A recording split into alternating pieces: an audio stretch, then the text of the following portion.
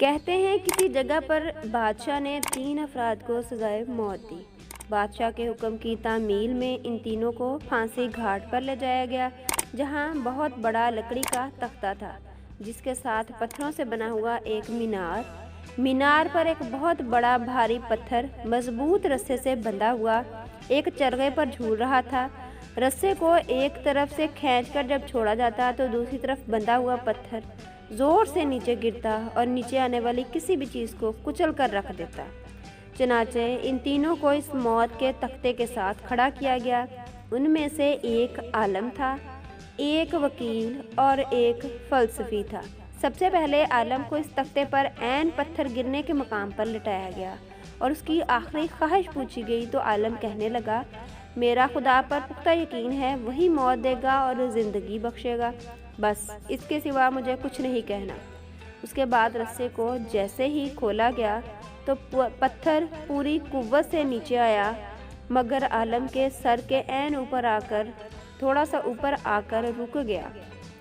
یہ سب دیکھ کر سب حیران رہ گئے۔ عالم کے پختہ یقین کی وجہ سے اس کی جان بچ گئی۔ رسا واپس کھینچ لیا گیا۔ اس کے بعد وکیل کی باری تھی۔ اس کو بھی تختہ دار پر لٹا کر جب اس کی آخری خواہش پوچھی گئی تو وہ کہنے لگا کہ میں حق اور سچ کا وکیل ہوں، جیت ہمیشہ انصاف کی ہوتی ہے، یہاں بھی انصاف ہوگا۔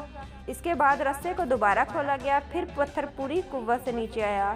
اس بار بھی وکیل کے سر پر کچھ تھوڑا اوپر پہنچ کر رک گیا۔ پھانسی دینے والے حیران رہ گئے اور وکیل کی جان بھی بچ گئی۔ اس کے بعد باری جو تھی وہ فلسفی کی تھی۔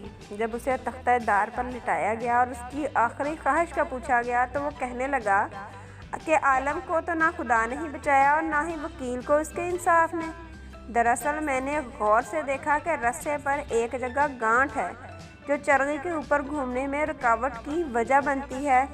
اسی وجہ سے رسہ پورا نہیں کھلتا اور پتھر پورا نیچے نہیں گرتا۔ فلسفی کی بات سن کر سب نے رسے کو بغور دیکھا تو وہاں واقعی گانٹھ تھی۔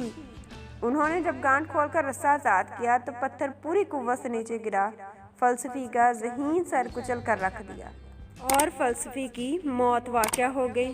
تو اسی لیے کہتے ہیں کہ بعض اوقات آپ جب بہت کچھ جانتے ہوئے بھی منہ بند رکھیں تو وہ حکمت میں شمار ہوتا ہے۔ ہر وقت کی زیادہ چالاکی اچھی نہیں ہوتی۔ اگر کہانی اچھی لگے تو ہمارے چینل کو سبسکرائب کر لیں، ویڈیو کو لائک اینڈ شیئر کر دیں، اس کے ساتھ ہی بیل آئیکن کو پریس کرنا نہ بھولیے۔